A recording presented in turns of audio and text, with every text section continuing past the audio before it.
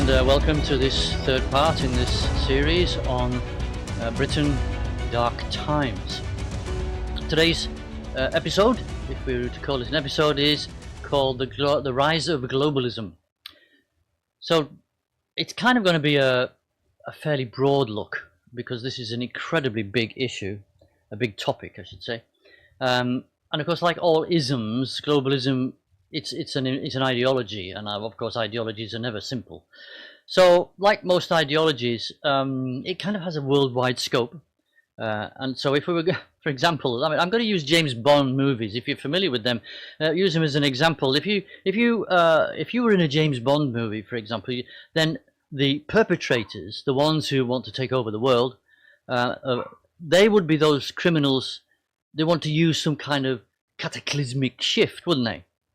A power grab of some description or another.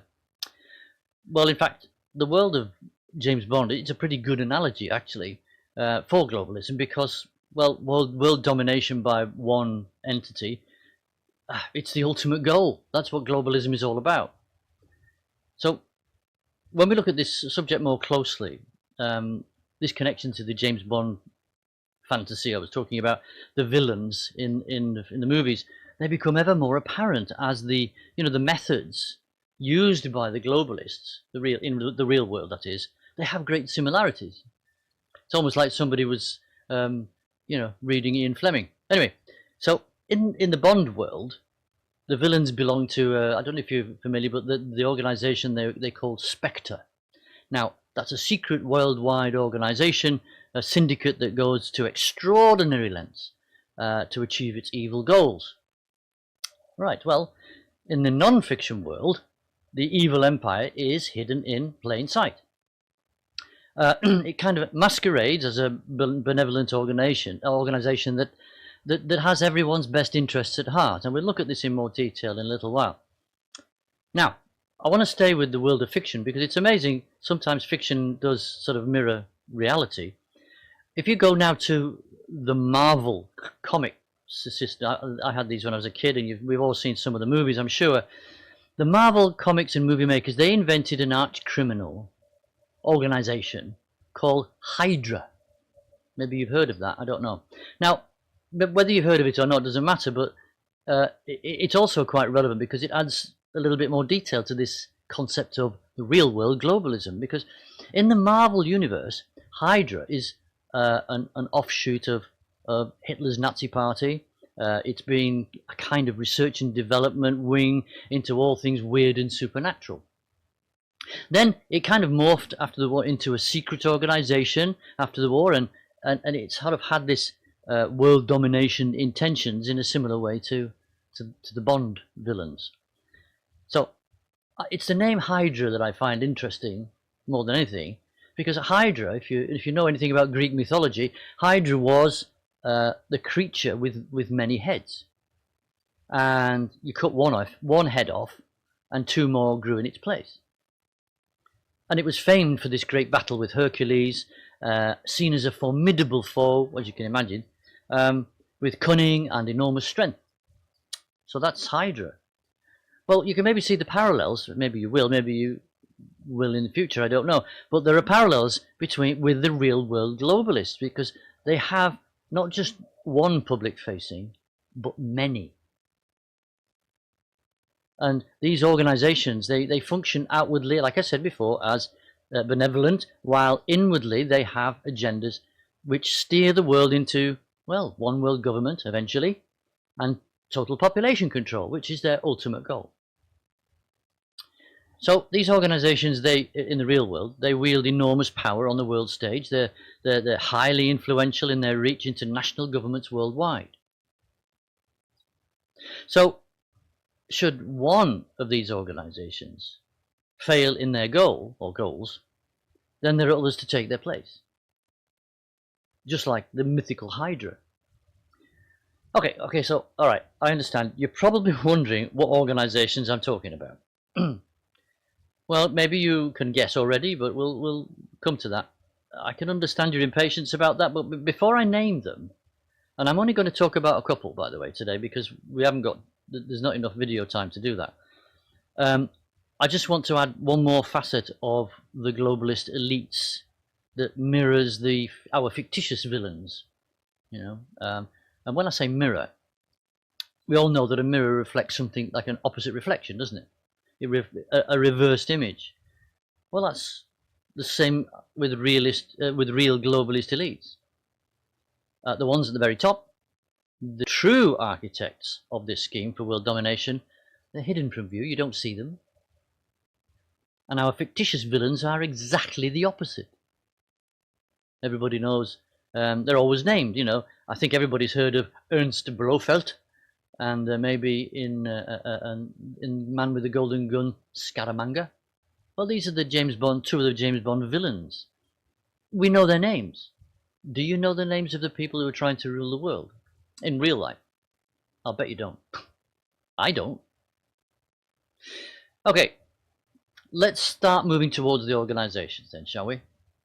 To get an idea of how these organizations operate, we need to continue to make some comparisons. Now, I'm sure most of us who have either read spy novels or watched various spy movies will be familiar with the concept of a front organization. Yeah? So this is usually a business of some sort of benign organization that provides an unassuming profile, companies that produce, I don't know, boxes, for example, I don't know, with they have sound business or charity transactions, and everything's on the up and up. So no suspicion here kind of company.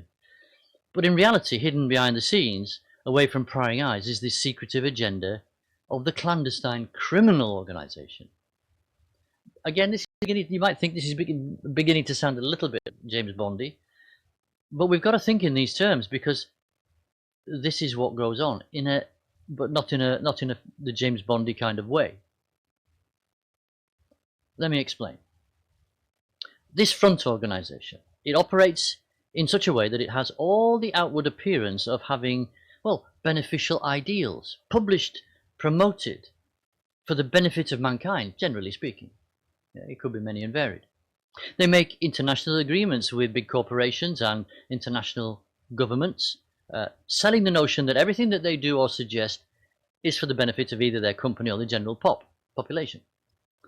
So you get these, over a period of time, you get these various agreements in place with all around the world, and the tentacles reach deep into the infrastructure of nations as the nations themselves, without being pushed particularly, because they think it's all a brilliant idea, they implement the suggestions provided by this helpful and seemingly benign organization. So do you see the similarity? The idea of the spy world with their front organization with the secret behind it, and then you've got the real world where you've got organizations that appear benign on the surface, but actually their intent is somewhat nefarious. Now, what goes unrecognized is the agenda that lies beneath the rhetoric. Their suggestions, they're sugar-coated in wonderful language that on the surface seems all good and dandy, wonderful. But as with all evil, what happens is all of this it's drip-fed year after year after year after year. And in fact, there are ever-increasing guidelines that come from these organizations and these pander to whatever current events might be scaring or worrying the population at the time, or governments perhaps.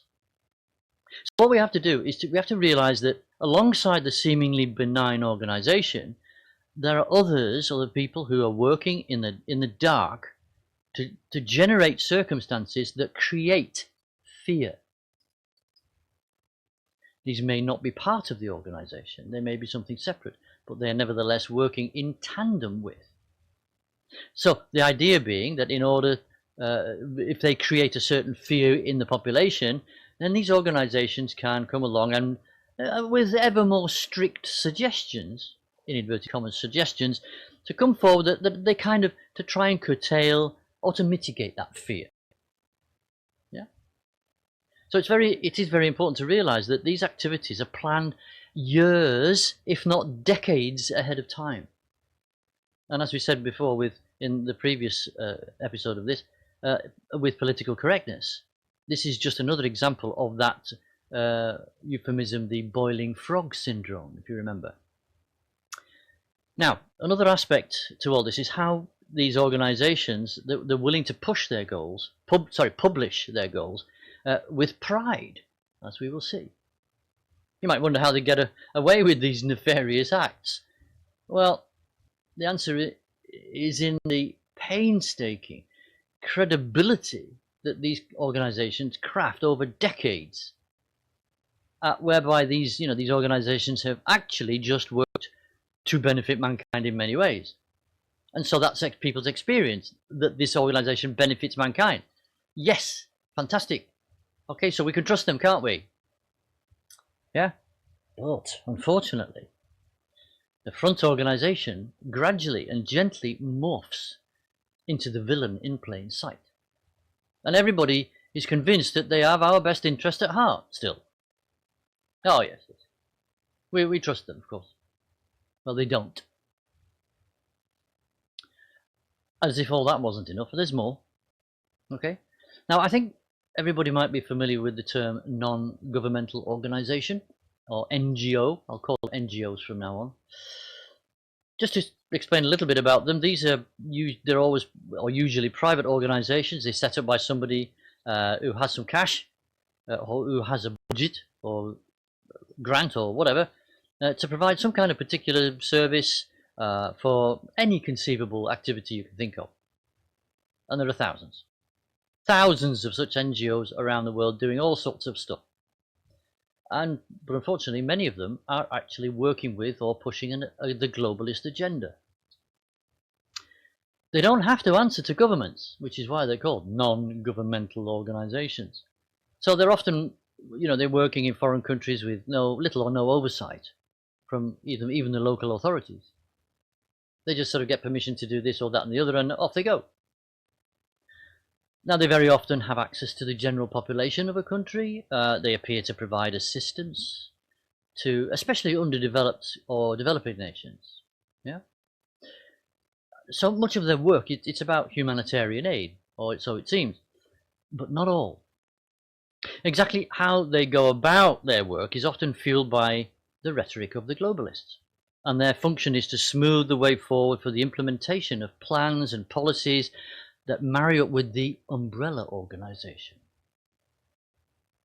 So again, they operate using these helpful and, like I said before, benign methods which are on the surface, at least they appear to be humanitarian. Okay. Then there's the financial backing. Where does the money come from? Well, this is where people who are looking at this tend to make a rather big mistake. See, they believe that identifying the financial backers of NGOs and some of these governmental organizations, they believe that it provides them with the you will call it the smoking gun of responsibility of the globalist regime. They think, they're the culprits. Well, they're shelling out the money. See, these financial backers, they might be well known internationally or not. Either way, it's clear that they support globalist ideology. But that doesn't make them the ringleaders. So don't make that mistake. Okay? These people are merely the front men with cash. They believe in the ideology, yeah, but they're nothing more than that. Yet some of them have extremely dubious backgrounds. But, don't get drawn into thinking that you've found the arch villains, because you haven't. Okay, just because you've got Bill Gates, who owns half of the WHO, or and puts money in every area you can possibly think of, or who else is there? Oh dear! Oh yes, the other one, the socialist guy. I don't know. I've forgotten his name. Soros. That's him. George Soros and his cohorts. Like I said, the real villains, they're hidden. You don't get to see them. So who are the main contenders then? I'm not talking about people, but organizations. Let's have a look at them, okay? Now, the first and largest influence on the world stage in the manner I've been describing is, are you ready for this? Drum roll. The United Nations. Gosh, you knew that anyway, didn't you?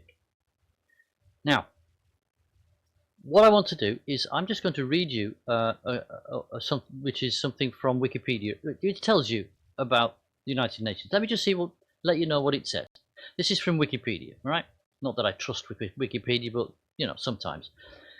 So it says the United Nations is an intergovernmental organization that aims to maintain international peace and security, develop friendly relations among states, promote international cooperation, and serve as a center for coordinating global action. Widely recognized as the world's largest international organization, it has 193 member states, accounting for nearly all of the world's sovereign states. End quote. Right, well, as you can see, it's got fingers in nations all over the world. If it actually operated according to its official remit, which was what I've just read, then perhaps it might be of some use.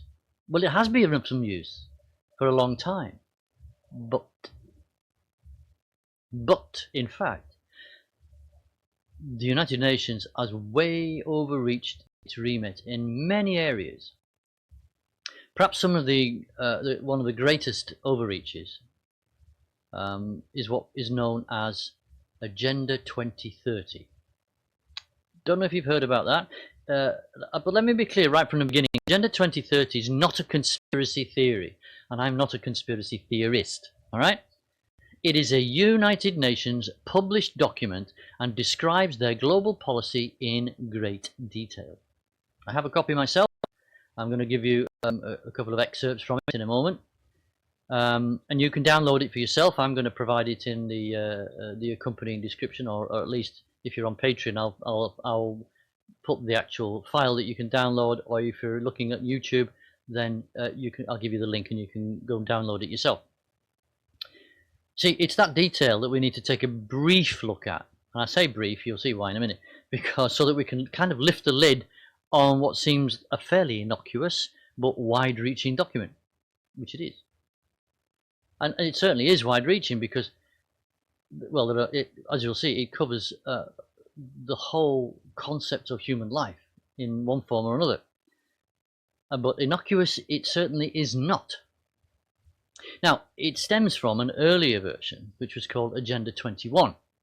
Now, this document came into being at the United Nations Conference on Environment and Development in Rio de Janeiro in Brazil, 3rd to the 14th of June 1992. So you can see, the newer version is just an updated version. This has been going on. Their plans for this has been going on for a very, very long time.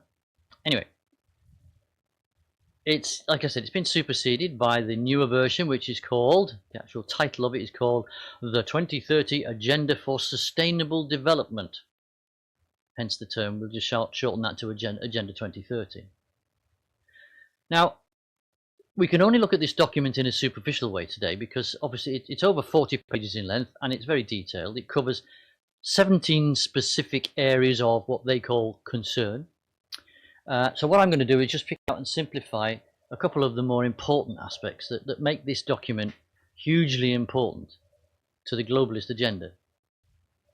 So first off, I want to read the preamble. It's basically like the introduction to the paper, all right, and from that document. And that will give you some idea of their stated aims and goals. Okay, so here goes. Are you ready? It's about 2 or 3 paragraphs long. It says, this agenda is a plan of action for people, planet and prosperity. It also seeks to strengthen universal peace in larger freedom. We recognize that eradicating poverty in all its forms and dimensions, including extreme poverty, is the greatest global challenge and an indispensable requirement for sustainable development. All countries and all stakeholders acting in collaborative partnership will implement this plan. We are resolved to free the human race from the tyranny of poverty and want to heal and secure our planet. We are determined to take the bold and transformative steps which are urgently needed to shift the world onto a sustainable and resilient path. As we embark on this collective journey, we pledge that no one will be left behind.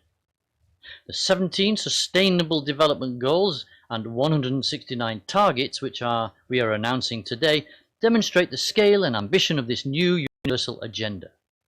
They seek to build on the Millennium Development Goals and complete what they did not achieve. They seek to realize the human rights of all and to achieve gender equality and the empowerment of all women and girls.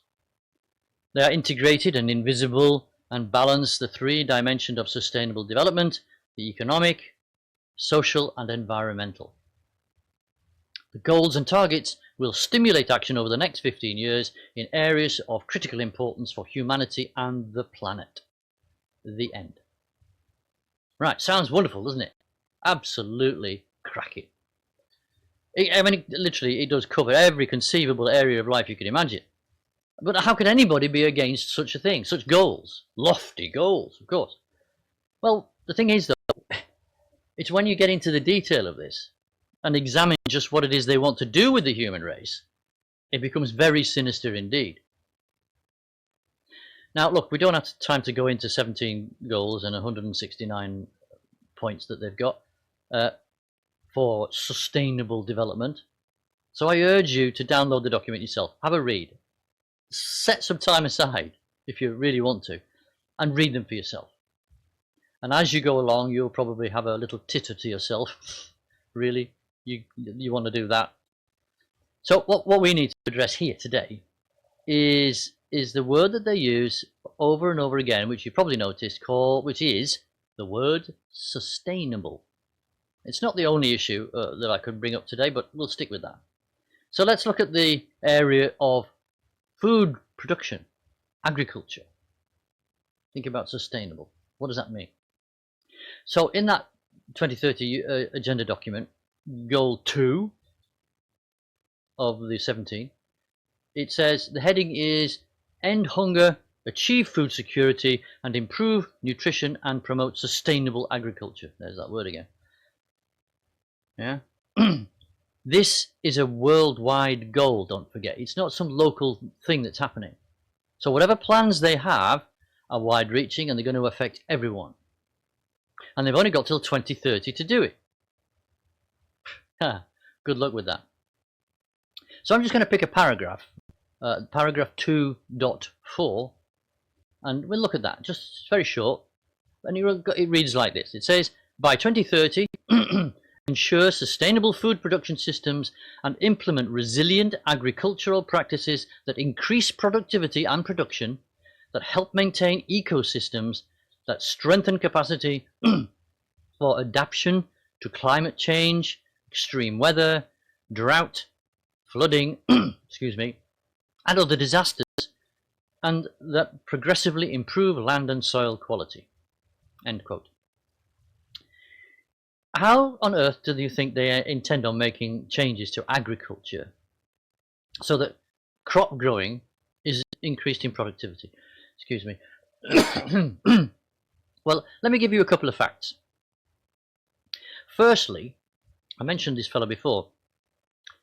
The wealthy businessman, entrepreneur, and whatever else you want to call him, Bill Gates, is now the largest landowner of agricultural land in the United States.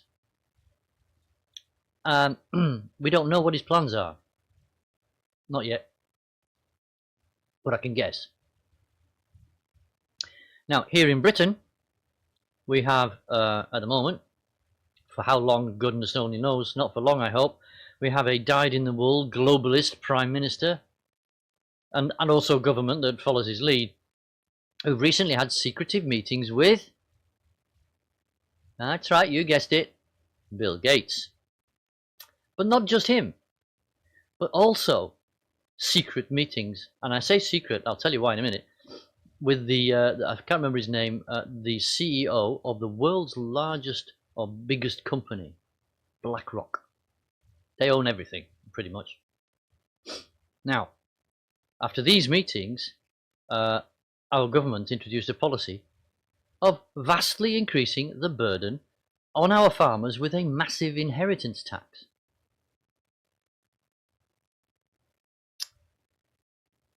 The net result of that is the medium-sized farmers will not be able to pay the tax on the owner's death, and their family will just need to sell the farm. So how do I know about the meetings with Bill Gates, and how do I know they were secret? Well, it's very simple. Some very astute journalists, alternative journalists, I hasten to add, have put in freedom of information requests to the government to find out, to 10 Downing Street, to find out the content of what was discussed. Do you know what the answer they got back was? We're not telling you. They said it in a nice way, but basically it said, we're not telling you. We believe that it may it may compromise any political decisions, policy decisions that may be made by the government. Well, that tells you straight away, doesn't it? Because that's what was in the letters, the replies. It tells you straight away that what our beloved, the awful Prime Minister was doing is talking to these people about things that are not good for the average person. Obviously,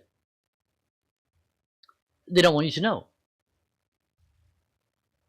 Anyway, so you can guess who's going to swoop in, can't you? And buy up all the land that gets left by these poor farmers who literally can't afford, and they cannot afford it. And I'm not going into the details of that. You can learn about that elsewhere. But essentially, British farmers are being priced out of the market completely. Right, so this is a deliberate ploy to end individual farm ownership. Now, on a similar vein, look what happened in the Netherlands a couple of years ago. Their government announced a massive tax. I think it was on nitrogen emissions or something like that. I think it was nitrogen, and it was aimed directly at farmers. Well, the net result was that it would destroy the country's farming industry, decimate it by at least 50% in one foul swoop. Never mind waiting until somebody dies off. This is it. Well, of course, the Netherlands, by the way, being the largest agricultural producer by proportionate to its actually country size in the world. They are prolific farmers, producing enormous amounts of produce. Yeah, so serious was this that the farmers got together and formed their own political party and won. So that put an end to that particular globalist dream for now, but they won't give up. Look, I'm just skating over these things, but you should start to see a pattern forming, really. The globalist leaders are attempting to remove agriculture from the hands of the small to medium-sized farmer with a view to creating their dream of centralized food production directly under their control or governmental control. So now we've talked about agriculture. Let's turn our attention at what seems like at first glance something of a bizarre idea, and that is, are you ready for this? 15-minute cities. This is another of their glorious ideas. Okay. The idea itself comes from China, from the Chinese Communist Party and their doctrine of keeping people in enclosed spaces, making them use facial recognition, turnstiles, show your ID card, social status numbers and all that sort of thing, basically controlling where people go and how they go and whether they can go there or not. You see? Well, that's what the Chinese have got in place. So far, the idea of 15-minute cities, it's not quite as serious as that, but it could end up in that direction. Because the idea of what's a 15, in case you're wondering, what is a 15-minute city? Well, it's about keeping people within a specific area and not allowing them to travel around wherever they want. You know, oh, I fancy a trip to Bognor Regis today, love, and you're living in the north of England. Yeah. Well, I'm sorry, you wouldn't be able to do that. Or if you did do that under the 15-minute city rule, you'd maybe get one or two opportunities, and then after that, you're blocked. And you've probably got to use an electric vehicle to do it. Yeah. Anyway, so, but it might sound silly, but I am not joking. This is what they want to do. Now, how can they do that in a community? How on earth can you turn an existing British town or city into a 15-minute city. Well, first of all, they zone off the areas as if that somehow fixes the problem, which it doesn't, because then you've got to be able to provide the facilities for human living in each of those areas so that everything is available within that particular zone. It sounds crazy and it sounds impossible, and to be honest with you, without actually levelling the city and starting again, I don't see how you can do it. But that's what they're thinking of doing. When I say thinking of doing, no. Everybody's heard of the city of Oxford, right? Oxford is the first first city in the country to begin to implement 15-minute cities. They've got plans and everything. What does it look like? Well, the first things that they did, and other places as well, is they start dumping big boxes filled with soil and plants. I mean, when I say big, I mean they're barricades, essentially, and they block off certain roads. And what the idea being is preventing traffic from going down there, or at least traffic of a certain size, maybe. It was obviously a plan thought up by a 5-year-old, but they were deadly serious. Now, I've experienced this myself many years ago when we used to have what we call a rat run to get from one road in the town where I lived, a bit of a rat run through a housing estate, and it was fairly innocuous, but the local council said, obviously decided, we had complaints, so they blocked off the ends of the roads like that, or one end of the road. So that put an end to that. And see, that's a rat run, which I can understand local residents not liking it. But just suddenly, out of the blue, sticking massive, great big containers of soil with plants in and trees in the middle of a road is just utterly balmy. Anyway, naturally the inhabitants of Oxford were not too impressed. Other cities and towns trying to copy the craziness. But why is it that, do you think, I mean, this is part of the 2030 national agenda, right, from the UN. So why is it that local councils are getting involved? Well, what you've got to realise is that the UN agenda has been offered and given and agreed through national governments, and then it's been disseminated down bit by bit, taken apart and fluffed up a bit, and certain parts are given at certain times to different places, and everything looks really, they don't just dump the Agenda 2030 documents on every council in the town, in the city, in the country. No, they pick out elements and say, oh, this would be a good idea, and then they pass that down the line to all the councils in the country, who then are given a strong suggestion to implement the recommendations. You notice the word in the language here I'm using. It's not do this, do that, it's we would like. It's very kind of British attitude, but it works. Because we're not telling you what to do, but we are. Oh, we'll give you a few quid as well. That helps. Yeah, to help you along. Oh, yes, please. And off they go. I'm not joking about that either. So, yeah, okay. So that word sustainable. Have we got a better handle on that?